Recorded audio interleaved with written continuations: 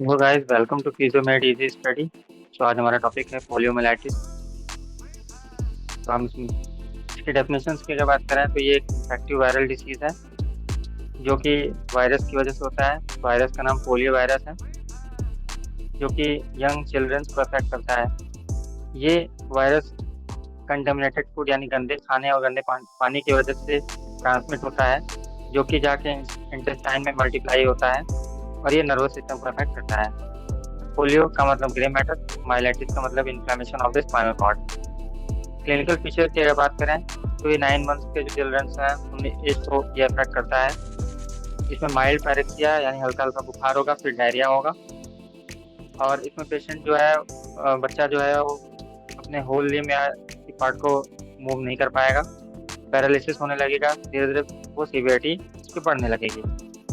Clinical manifestation की अगर बात करें तो नॉन स्पेसिफिक जो सिम्टम्स हैं उसमें fever, headache, nausea, vomiting, abdominal pain और ओरोफेरेंजियल हाइपरमिया होता है।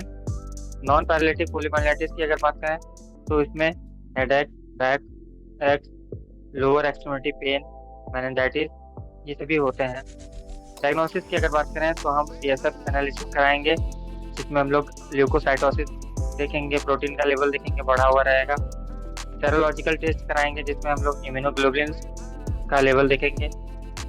कॉम्प्लीमेंट फिक्सेशन टेस्ट होता है और पीसीआर होता है जो हम लोग करते हैं। वायरल कल्चर कराते हैं, सीरम एंटीबॉडी, आईजी, इम्यूनोग्लोबुलिन ये सभी हम लोग कराते हैं। मेडिकल मैनेजमेंट के लिए फार्माकोलॉजिकल मैनेजमेंट है तो कोई भी एंटीवायरल एजेंट जो है इस पोलियो के लिए इफेक्टिव नहीं होता है।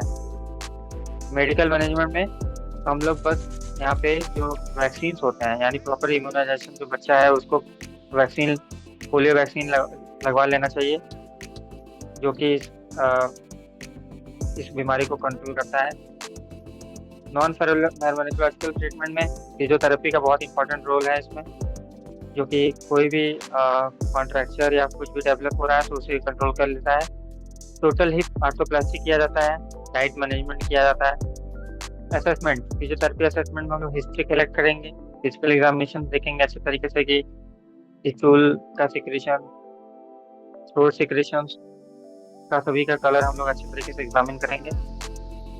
गोल्स क्या है तो हम लोग मैक्सिमम फंक्शनल एक्टिविटी को अचीव हमें करा लेना है, मसल इम्बैलेंस करेक्ट कर देना है, लिम्फ की डिफॉर्मिटी को प्रिवेंट करना है, साथ में ऑर्थोटिक का प्रॉपर तरीके से यूज करना है और सॉफ्ट टिश्यू सर्जरी जो है टेंडन ट्रांसफर ये सब भी करा लेना चाहिए। ट्रीटमेंट के लिए तो स्टेजेस बनाए गए हैं। स्टेज ऑफ ऑनसेट यानी जब बीमारी बढ़ी, जब हुआ तो उस टाइम ही हम बीमारी जो होता है उसको स्टेज ऑफ ऑनसेट बोलते हैं। यहाँ पे इंट्रा मस्कुलर इंजेक्शन और एक्सेसिव फिजिकल एक्टिविटी जो है अवॉइड कर देना चाहिए। दूसरा है स्टेज ऑफ मैक्सिमम पैरालिसिस। इस स्टेज में सपोर्टिव ट्रीटमेंट की ज़रूरत पड़ती है। और तीसरा है स्टेज ऑफ रिकवरी। इस पेशेंट इसमें बच्चा, इसमें हमें डिफॉर्मिटीज़ को प्रिवेंट करना है, डिफॉर्मिटीज़ को करेक्ट करना है, मसल्स को रिट्रेन करना है और वॉकिंग को इंकरेज करना है। प्रिंसिपल ऑफ फिजियोथेरेपी मैनेजमेंट में तो एक्यूट स्टेज जो है यानी एक्यूट फेज ऑफ पैरालिसिस यानी जो 2 से 3 वीक तक होता है उसमें हमें क्या कराना होगा तो उस केस में धीरे धीरे करके हमें बेड रेस्ट से रेस्टिंग पोजीशन में ले आना होगा उसे अफेक्टेड लिम्ब को, और वेंटिलेटरी सपोर्ट जो है वो एसेंशियल जरूरी होता है। टेंडरनेस को कंट्रोल करना है, स्पाज्म को कंट्रोल करना है, स्टिफनेस को कंट्रोल करना है और जो भी पोजीशन जो है जहाँ पे प्लास्टर स्प्लिंट लगा हुआ है उसे करेक्ट करना है by using the sand bag. ये देखिए फिगर में जिस तरीके से आप देख सकते हैं ये करेक्ट, ऊपर वाला करेक्ट है और नीचे वाला इनकरेक्ट है, यानी हमें कहाँ पे अपने हाथ को रखना है ये दिखाया जा रहा है। दूसरा यहाँ पे हम आगे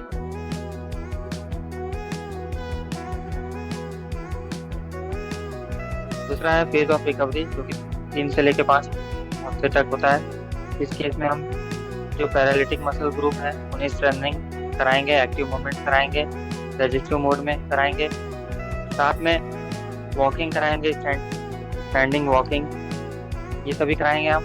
एमएमटी कराया जाएगा।